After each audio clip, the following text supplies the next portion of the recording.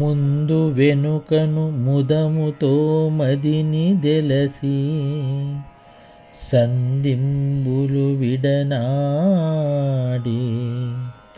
సద్గురువులయంది సేవించి పొందును ననుభవంబు కల్పనాతీత యోగాత్మ కేవలాత్మ.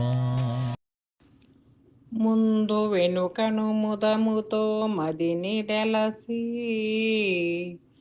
సంధింపులు వెడనాడి సద్గురువుల యంది సేవించి పొందును ననుభవంబో కల్పనాతీత యోగాత్మ కేవలాత్మ.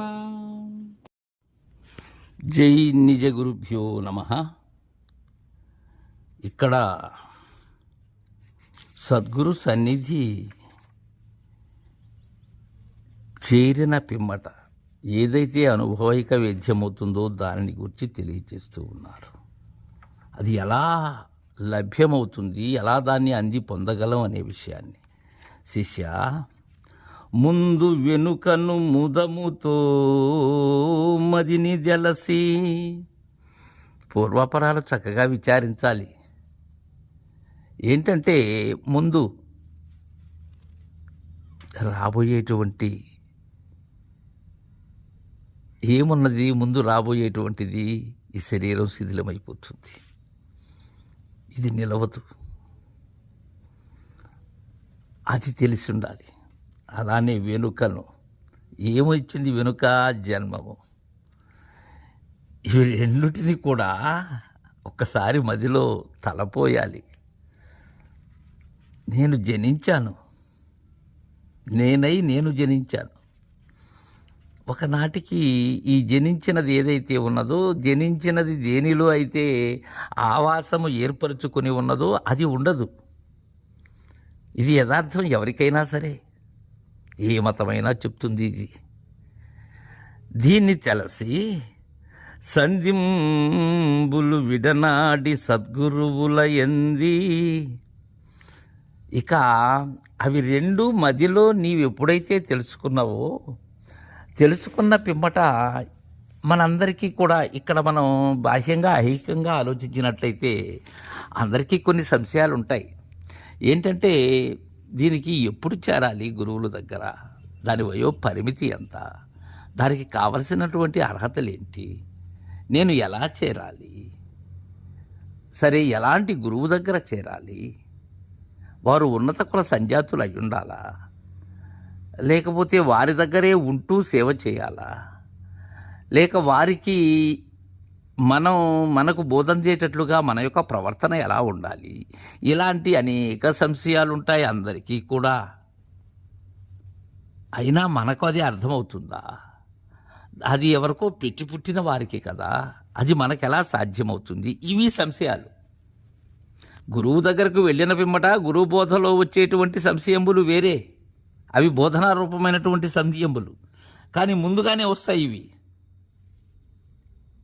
సంధింబులు విడనాడి, సంధింబులు అంటున్నారు ఇక్కడ, సందేహాలు. వెళ్ళకతరికే గురువు దగ్గరికి వెళ్ళకతరికే ఎన్నో సంశయాలు. ఒకవేళ ఎవరైనా గురువుల గురించి తెలిసిన వాళ్ళు చెప్తుంటే వారిని మనకు వచ్చేటువంటి మన మనసులో మన మదిలో కలిగేటువంటి ఆ సందేహములు ఏవైతే ఉన్నావో వారి దగ్గర వ్యక్తపరుస్తూ ఉంటాం. ముందు వాటిని విడనాడి మిగిలినటువంటి సందేహం గురువు దగ్గర తీరుతుంది, అక్కడ నివృత్తి అవుతుంది. ముఖ్యంగా బాహ్యంగా నా మనసులో కలిగే అలజడులు వాటిని విడనాడాలి. సద్గురువుల యంది సేవించి పొందును ననుభవంబు. ఇక్కడ ఉన్నది సద్గురువుల అంది.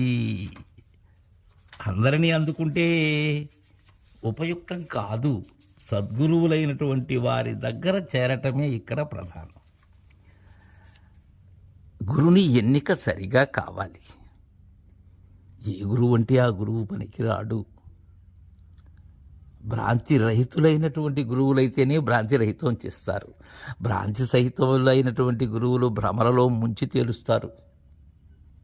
వారి యొక్క వాగాడంబరములతో, లేక వారి యొక్క వేషభాషలతో, నీకు అర్థం కాని విషయాన్ని చెప్తూ ఉంటారు, కానీ నీకు అర్థమయ్యేటట్లు చెప్పేటువంటి ఆ నేర్పు వారి దగ్గర ఉండదు. అలా వారు అశరీరులైనటువంటి సద్గురుమూర్తుల సేవ చేసి వారి దగ్గర బోధను అందనటువంటి వారు నీకు ఎలా బోధ చేయగలరు? వారు బోధ స్వరూపులై ఉండాలి, లేకపోతే కుదరదు. అలా సేవించి పొందును అనుభవంబు అంటున్నారు. ఏంటి అనుభవం అంటే? సిద్ధాంతకర్త అంటారు, అనుభవం అనగా తిండి కాదు, ఆలోచన చక్కగా చేయాలి అని. ఇక్కడే ఉన్నది. అనుభవం అంటే వాడుక పడాలి. గురు సన్నిధిలో, గురువు పథంలో నడిచేందుకు వాడుక పడాలి. ఆ మార్గంలో ప్రయాణం చేసేదానికి వాడుక పడాలి. ఇంకా ప్రత్యక్షమైనటువంటి జ్ఞానాన్ని పొందాలి. అది అనుభవం. ఆ అనుభూతి కావాలి నీకు, అప్పుడే ఆ ఫలితార్థం వస్తుంది. అది అనుభవం. దీనిలో మరలా 2 రకాల అనుభవాలు చెప్తారు పెద్దలు, యథార్థానుభవం, అయథార్థానుభవం అని. యథార్థానుభవం ఎలా ఉంటుంది? నీవు పొందినటువంటి అనుభూతి అది. అది అదే ఉంటుంది. దానిని పొందగలము అనేటువంటి ఆసక్తితో వచ్చినటువంటి వారికి తెలియచేయాలి. అంతేగాని నీవు అందనటువంటిది అది అనుభవం ఎలా అవుతుంది? అది ఎలా అవుతుందంటే, ఈ దేహంలో తిన్నప్పుడు నేను బాగా తిన్నానో, బాగా నిద్రపోయానో, బాగా ఇవన్నీ కూడా బాహ్య అనుభవాలు. ఇవి కాదు. గురు సన్నిధిలో నీవు పొంది అందేటువంటి అనుభవం ఇది కాదు. అది నీవు పొందినటువంటి అనుభూతి, నీవు వాడుక పడినటువంటిది. అది మరలా ఆ వాడుక ఎక్కడికి పోదు. అలా గురు సన్నిధి చేరాలి అని తెలియజేస్తూ, కల్పనాతీత యోగాత్మ కేవలాత్మ. జై గురుదేవ.